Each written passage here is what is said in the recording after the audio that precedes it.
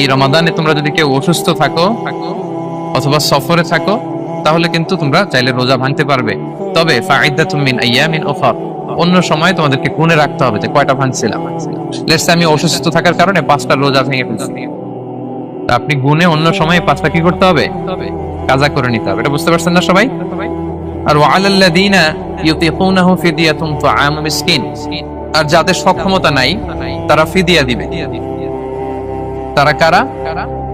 তারা হচ্ছে let's say কারো বয়স হয়ে গেছে 100 105, এরকম অনেক মুরব্বী থাকে না, অনেক বয়স হয়ে গেছে, জীবনের শেষ সময় চলে আসছে, কাউকে চিনেও না, খাবার দিলেও খেতে পারে না, এইরকম বয়সে যারা পৌঁছে যায় তারা ফিদিয়া দিবে।